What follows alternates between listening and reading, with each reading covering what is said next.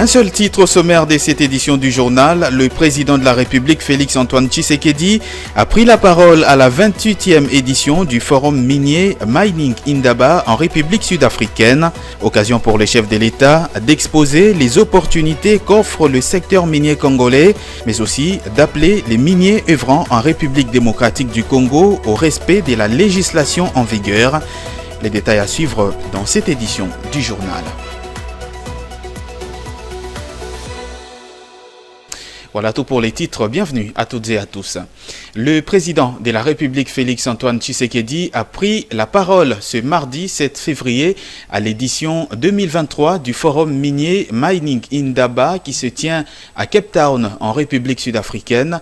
Occasion pour les chefs de l'État de présenter aux investisseurs présents les opportunités que présente le secteur minier congolais actuellement, avec notamment une diversité des ressources minières et un cadre juridique favorable aux investissements. Regardez.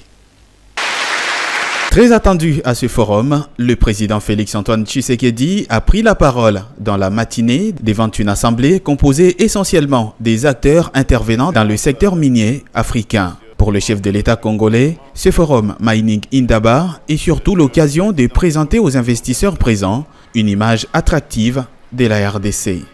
C'est donc une destination de choix qui offre d'innombrables opportunités.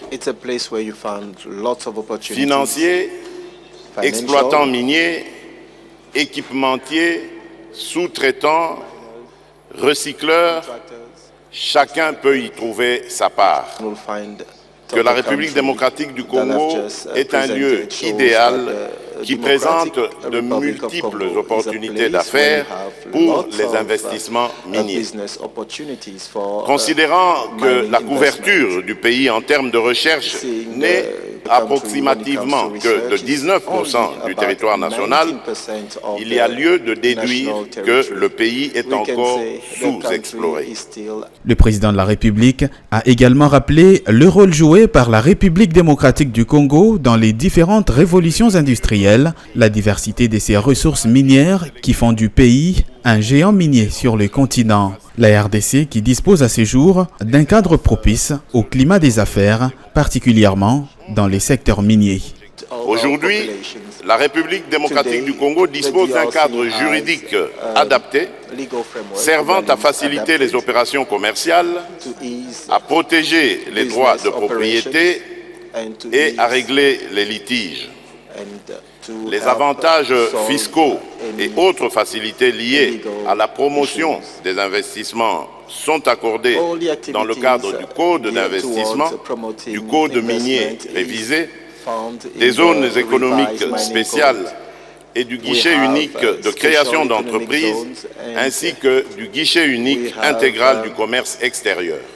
Toutes les années, plus de 3000 opérateurs et investisseurs du secteur minier et plus de 500 entreprises minières africaines et du monde entier se retrouvent à cet événement Indaba Mining en Afrique du Sud qui se déroule cette année du 6 au 9 février 2023 à Cape Town. Cette grande messe des mines africaines offre la possibilité aux participants d'apprendre davantage sur les besoins et les projets des différentes minières, de rencontrer les principaux donneurs d'ordre du secteur en Afrique et échanger avec eux, de nouer des partenariats technologiques et industriels et surtout identifier et saisir des nouvelles occasions d'affaires.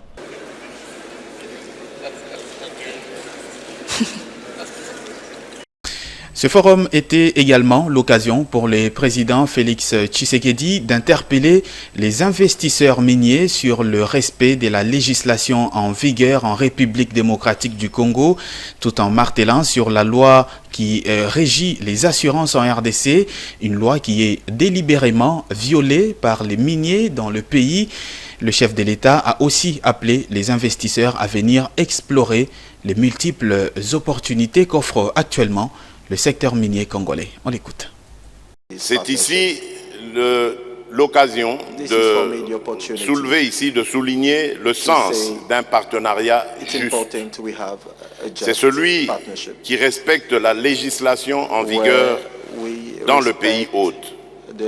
Je prends à titre d'exemple la législation en matière d'assurance pour illustrer mon propos. Aucun pays ne permettra que des entreprises installées sur son sol souscrivent à une assurance dans un autre pays. Pourtant, c'est ce que font les miniers en République démocratique du Congo. Nous attendons donc désormais de leur part qu'ils se conforment à la législation en vigueur en payant leurs primes d'assurance en République démocratique du Congo. Le secteur étant libéralisé, vous ne manquerez pas de trouver une offre diversifiée. Je vous invite donc à venir explorer les multiples opportunités qu'offre mon pays à l'heure actuelle.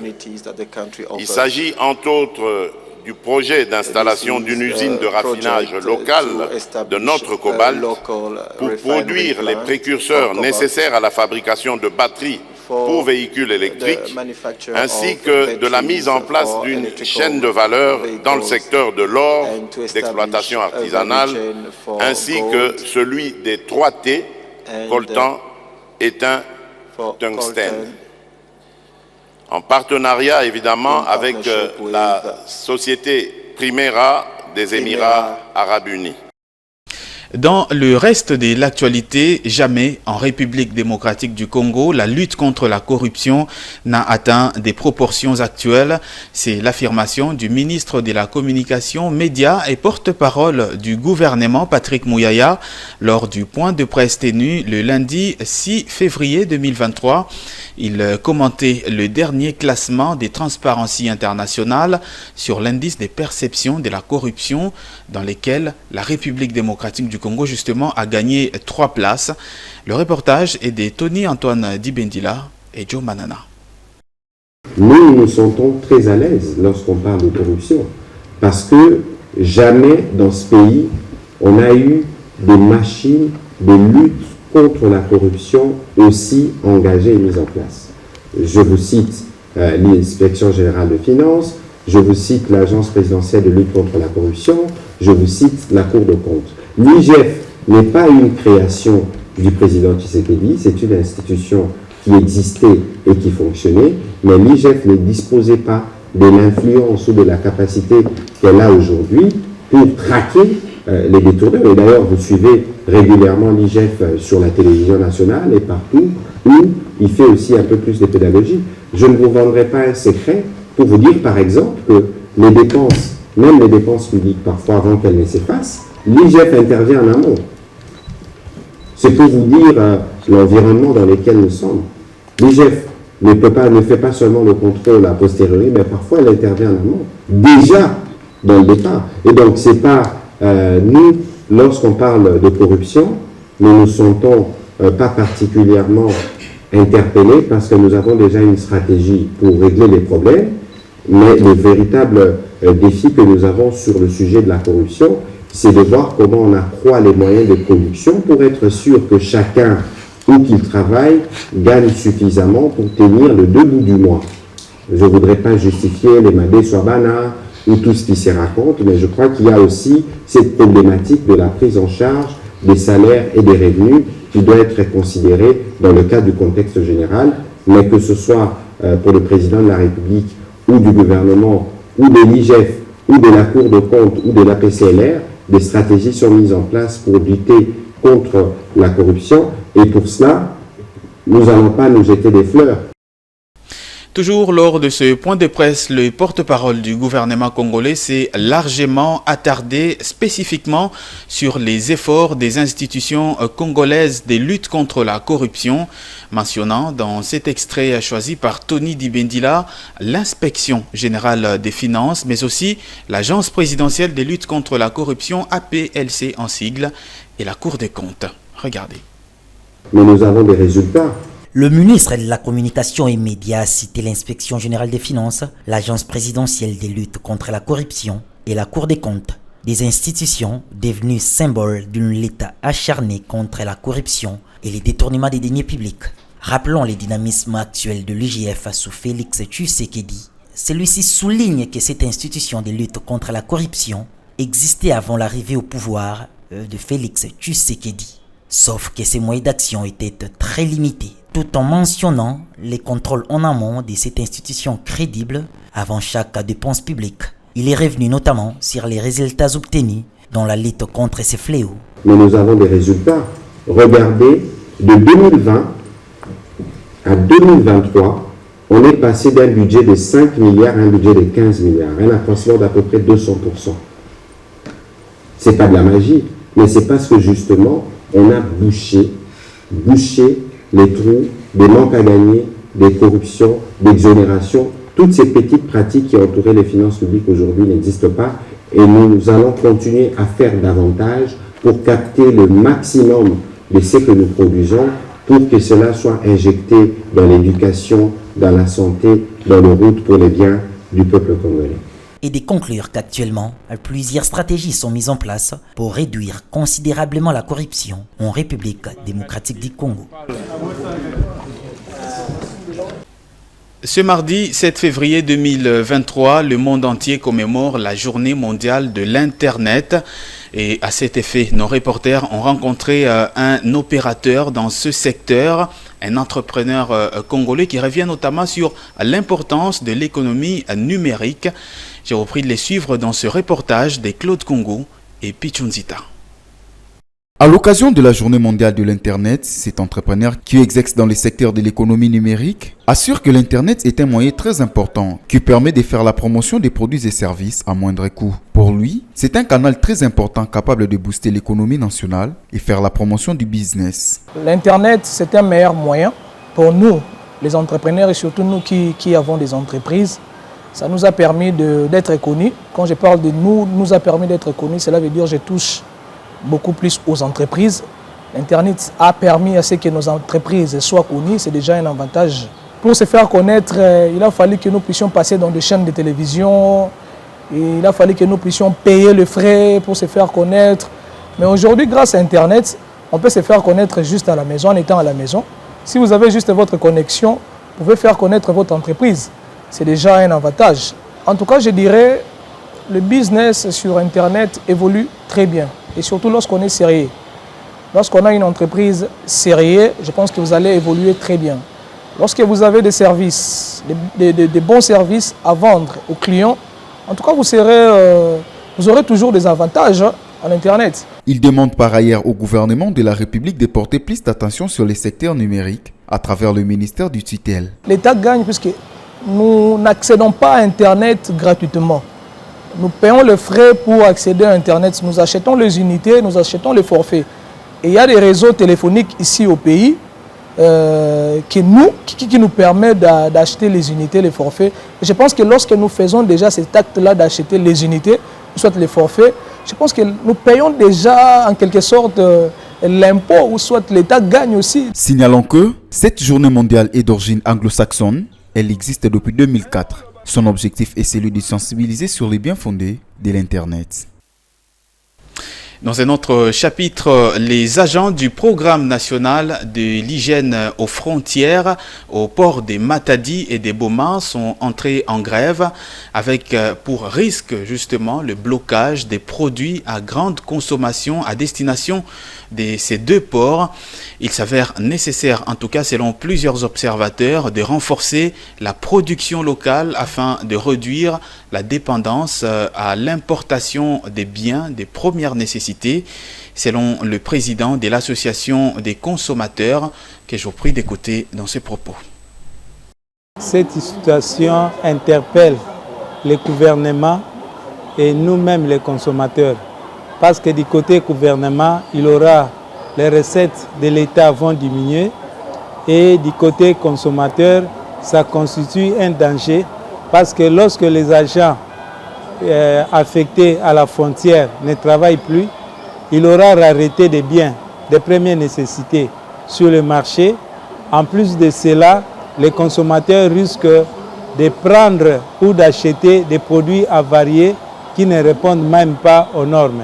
Ce que nous pouvons demander, c'est simple, c'est de dire au gouvernement de payer les agents affectés aux frontières. Ça, c'est premièrement. Deuxièmement, dans notre pays, nous avons plusieurs lacs. Nous avons le lac Maïndombe, lac Kivu Il y a plusieurs lacs en République démocratique du Congo. C'est question d'encourager la pêche, que nous puissions fabriquer des infrastructures, mettre en place des infrastructures pour la pêcherie et en plus de cela, encourager la production locale. Nous ne pouvons pas rester toujours dépendantes de l'extérieur du point de vue alimentaire. C'est vraiment une colonisation si nous dépendons toujours de l'importation. Donc nous devons faire un effort pour encourager la production locale. Le projet FSPI dédié à la formation professionnelle dans la filière hôtellerie et restauration, bénéficiant d'un appui financier de l'ambassade de France en RDC, est arrivé à son terme. Et pour tout clôturer, un concours culinaire est organisé au Pullman Hotel de Kinshasa. Plusieurs prix seront remis aux heureux gagnants. Nos reporters étaient ce mardi sur le lieu. Regardez.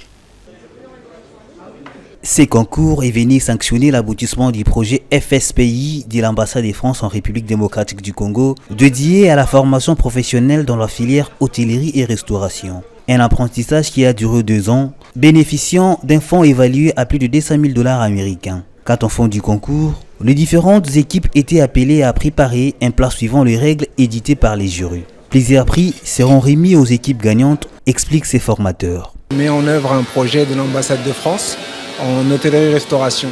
Et aujourd'hui, on vient clôturer le projet qui a duré pendant 2 ans avec un concours de cuisine. Le projet, il a duré 2 ans. Il a coûté un peu plus de 200 000 $. Donc l'argent a été utilisé principalement pour faire de la formation de formateurs. On a ramené des experts internationaux pour les former au métier de commis de cuisine. On a rénové le référentiel de formation du métier de commis de cuisine qui n'existait pas ici au Congo. Donc on va présenter par la suite aux différentes institutions du pays. Le gagnant du concours, donc en fait pour bien resituer, c'est des équipes de 2, donc avec un formateur et un apprenant. Le formateur il va gagner un séjour dans un hôtel de luxe et l'apprenant il va gagner une batterie de cuisine qui sera composée de plusieurs poêles et plusieurs casseroles. Nette satisfaction des membres du jury qui ont salué la performance des jeunes apprenants. Alors moi pour ma part qui ai eu quand même pendant 6 mois une série de 4 stagiaires en permanence, donc c'est-à-dire 2 sessions de 3 mois. Oui, je vois qu'aujourd'hui il y a des stagiaires qui sont là, qui se débrouillent bien lors du concours. Un concours c'est un peu particulier, mais moi pour les avoir eus pendant plusieurs mois d'affilée, j'ai été très satisfait de leur formation et de leur évolution sur l'exploitation, donc sur l'hôtel. Ces projets avec pour objectif de former les jeunes à l'hôtellerie et à la restauration s'est vu clôturé par les jeux concours dont les gagnants seront connus le mercredi 8 février 2023.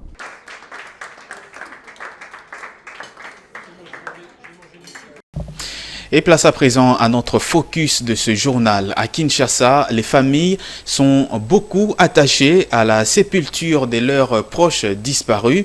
Et dans ce reportage, un entrepreneur explique les procédés de la production d'une pierre tombale et revient sur les défis quotidiens de ce métier. Betty Tamfoumou et Joe Manana nous en parlent. À l'image de défunts, les tombes sont désormais source de créativité. Les gens veulent quelque chose de plus chaleureux et gai, une manière pour eux de se remémorer de bons souvenirs en personnalisant le tombe de leurs proches. Souvent, la marque marbre est la préférée de plusieurs. Afa Waki, ingénieur en la matière, se donne à cœur joie pour orienter. Chez nous, nous avons des qualités supérieures. Nous avons le granit d'abord et le marbre par la suite. Entre autres le porcelaine et le faïence. Mais les 2 pierres naturelles sont le marbre et le granit que nous utilisons le plus souvent ici à Lima. Ça dépend d'un modèle à un autre. Il y a des modèles simples et des modèles composés. Pour des modèles simples, nous avons des prix tels que 1800, 1500 $, légèrement discutables. Pour des modèles composés, ça peut atteindre jusqu'à 5000, 4500 $. La pierre la plus dure et qui résiste face aux intempéries, c'est le granit. Ce sont des pierres qui sont formés à partir de mélanges naturels. Mais par rapport à la résistance face aux intempéries, le granit, lui, il est plus dur que le marbre. Le marbre, une fois exposé aux intempéries, il perd non seulement son éclat, mais devient poreux. Ces jeunes entrepreneurs reviennent ici sur les difficultés qu'ils rencontrent dans l'exercice de leur métier. Les difficultés sont multiples, entre autres de l'électricité. C'est ce qui nous dérange, c'est les problèmes d'eau. Heureusement que nous avons déjà nous-mêmes creusé un puits d'eau à côté. C'est avec ces puits d'eau qui nous sert à pouvoir mélanger nos ciments et les sables pour former un liant. Le plus grand souci, ça c'est un point de vue particulier. Le souci que nous avons, c'est l'emplacement. Seulement si le gouvernement pourrait prendre tout en charge, le ministère peut s'occuper de ça pour former des jeunes. Nous sommes là. Il y a de l'intelligence qui traîne encore dans le riz. C'est ce que nous sommes en train de faire. Pour rappel, une pierre tombale est un monument funéraire en pierre. Elle comporte généralement le nom de la personne enterrée, ses dates de naissance et de décès, ainsi parfois un message personnel ou une prière appelée épitaphe. Et place à présent à la revue des presses et c'est avec Juvette Mbelou.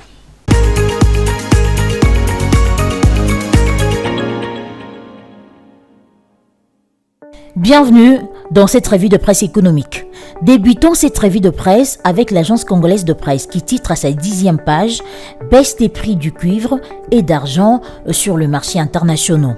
La Commission nationale des mercuriales du ministère du Commerce extérieur de la République démocratique du Congo a annoncé lundi à l'ACP que le cuivre et l'argent observant une baisse des prix sur le marché international au cours de la période du 6 au 11 février 2023.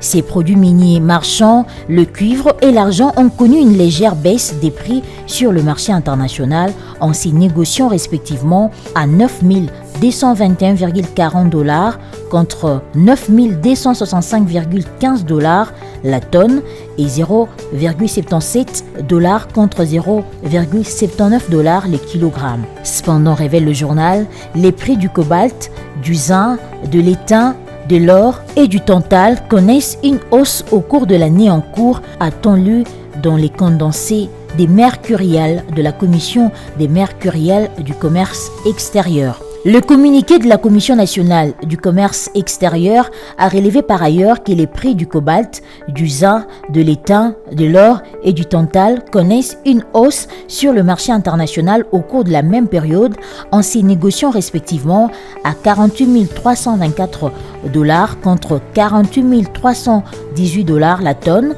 3 458,45 $ contre 3 422 $ la tonne, 30 847,50 $ contre 29 317 $ la tonne, 62,28 $ contre 62,16 $ le gramme et 380 $ contre 371 $ le kilogramme.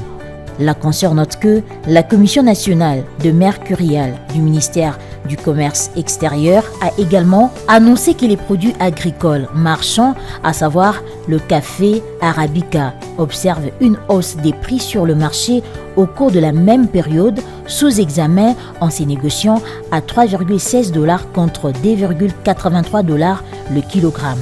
Par contre, la même source a fait remarquer que les prix du café, Robusta et du cacao connaissent une légère baisse au cours de la même période en se négociant respectivement à 1,91 $ contre 1,94 $ le kilogramme et 1,40 $ contre 1,43 $ le kilogramme.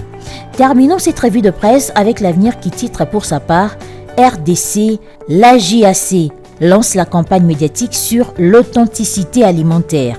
Lundi 6 janvier 2023 à Kinshasa, l'Association des journalistes agricoles du Congo a procédé au lancement officiel de la campagne médiatique sur l'authenticité alimentaire qui est une autre campagne menée par le Comité national pour la promotion de l'agriculture familiale, implantée une plateforme de la société civile paysanne œuvrant dans la promotion de l'agriculture en RDC. Cette campagne a été faite à l'issue d'une conférence de presse organisée par l'AJAC dans la commune de Lingwala, laquelle a été directement d'un plateau spécial sur lequel les journalistes membres de l'AJAC ont animé une émission avec les responsables du CNPAF et ses partenaires, dont le professeur Théophile Mbemba. Quant à la conférence, elle a connu que deux temps forts.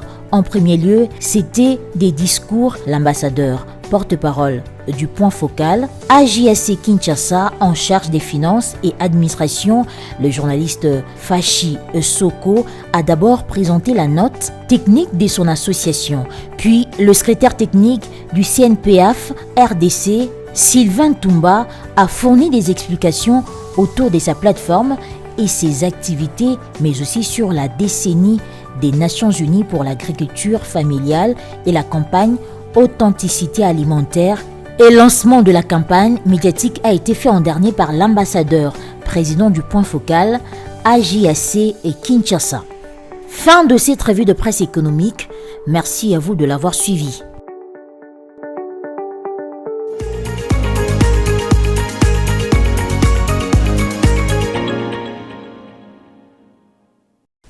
Voici tout de suite le rappel du seul titre au sommaire de cette édition du journal.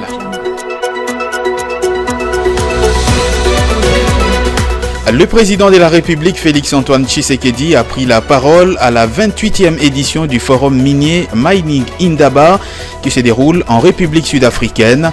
Occasion pour le chef de l'État congolais d'exposer les opportunités qu'offre le secteur minier congolais, mais aussi d'appeler les miniers œuvrant en République démocratique du Congo au respect de la législation en vigueur. Les détails, vous les avez eus dans cette édition du journal. Vous informer est notre devoir et nous le faisons avec un maximum de responsabilité. Merci d'avoir suivi cette édition du journal.